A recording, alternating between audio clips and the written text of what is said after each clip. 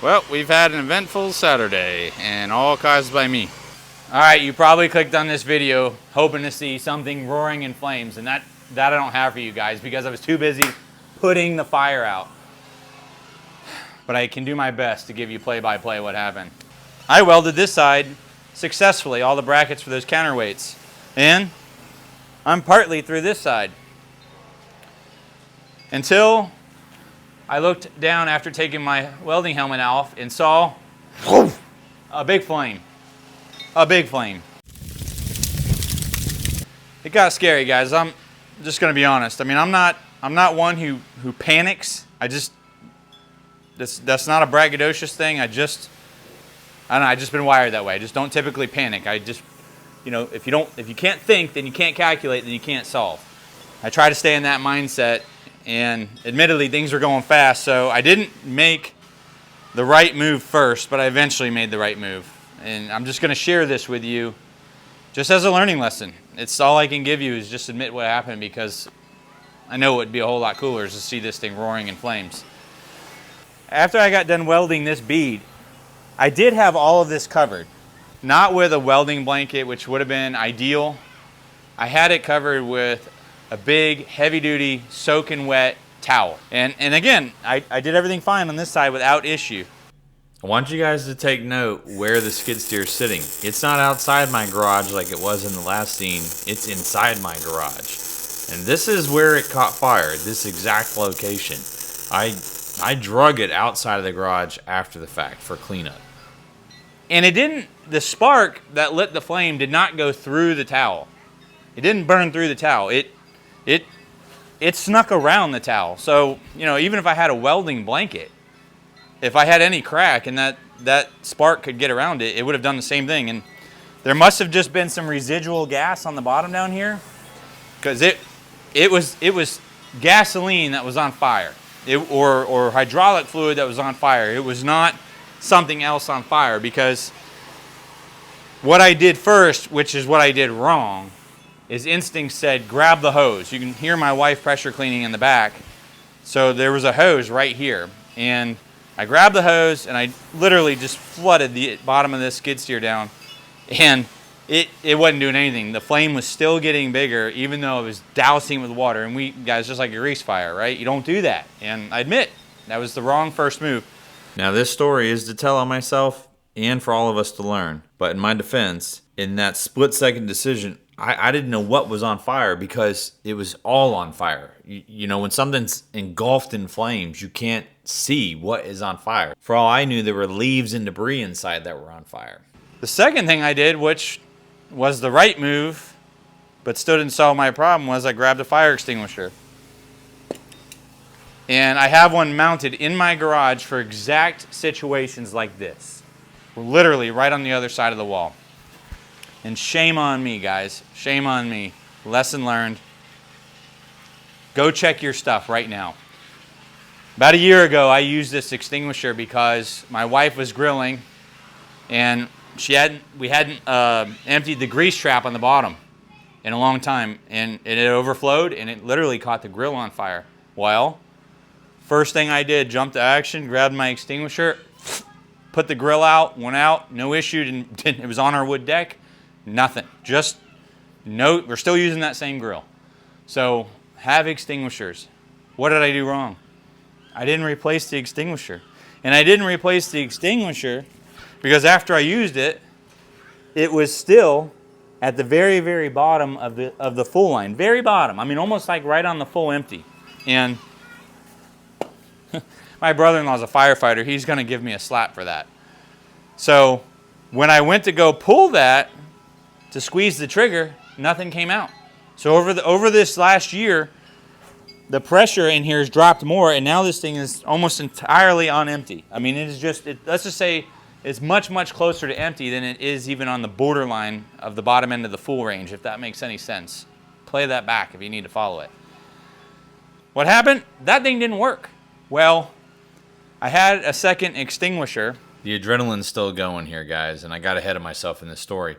See the truck in the background?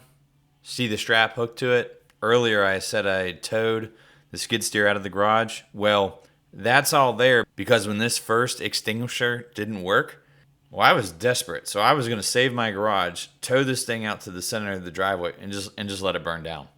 But at least not burn my garage down and all my tools and everything else that's inside it, because it was getting scary fast.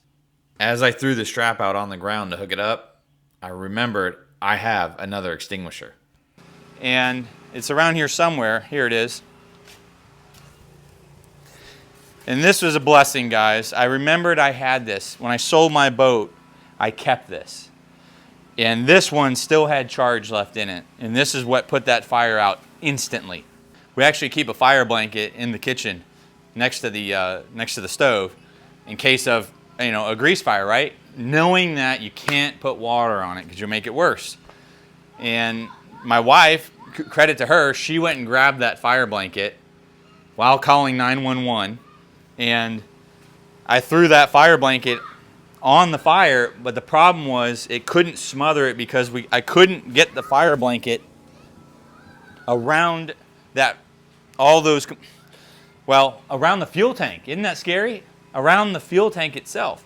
And I admit there was a point in time where I had said to myself, it's not worth your life. Get away.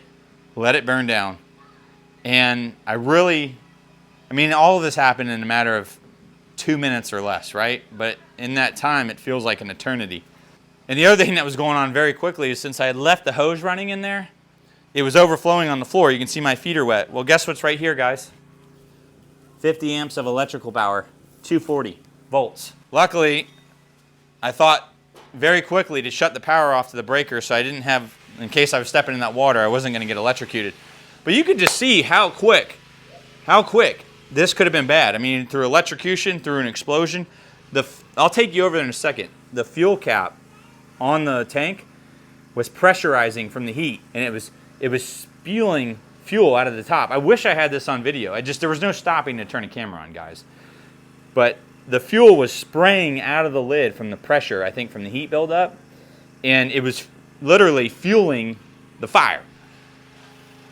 But darn it, if that extinguisher didn't work perfectly, in a second, it went out. Let me show you the damage. This is definitely a situation, guys, where it could have been a lot worse. And I don't mean just somebody getting hurt or injured. I mean, the repairs I have now. But most of what's got burned here is just some of this light electrical here.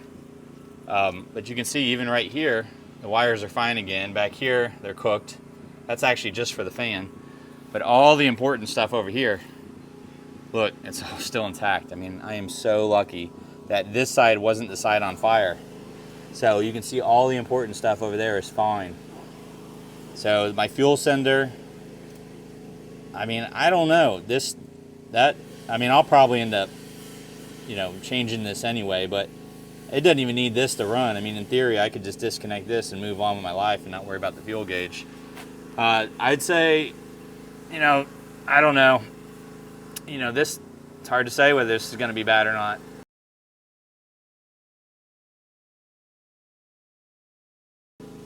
So the one problem I do have is it did get all the way to the top. You can see where that's cooked. And it got some of those plugs. And look, it actually deformed the bottom of that gauge right there. And most of that, though, isn't all that important. These are just gauges and like the 12-volt cigarette plug. I don't think I've lost any of the hydraulic lines. Amazing, really, if you think about it. This one was down here in the bottom. The fuel cap's definitely damaged. You can see the little door here to put your key in. That's just melted shut. I'm sure I can get that open, but I'll probably need to look to replace that. I need to clean this up to know really everything that got cooked, but wow. I just am shocked it's actually not worse. Hey, I decided this is going to be its own video, and then I'll do the welding of the counterweights on the skid steer in a second video, but I just wanted to show you, man, I jumped right on it. I still got to finish my welding, and I wasn't going to do it without new fire extinguishers. Learn my lesson. So I put one there, and I already had one low down here, but that was the one that was partially empty and didn't work. So I replaced that one as well, and I kept that one low because, well, I have small kids. But what a great opportunity to show your kids just how serious one of these situations can be and how to use a fire extinguisher. So public service announcement, guys. Listen, take this stuff seriously. Don't do what I did. I got a 2-pack for $30 at Lowe's.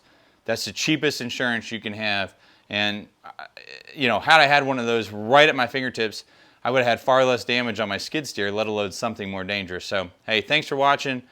Stay tuned. I'm still going to produce the video for the counterweights, and I still got to finish my welding, so hopefully I don't burn that thing down. But if I do, you'll know, because you'll probably see that too. Thanks for watching, guys. Like, subscribe. See you in the next one.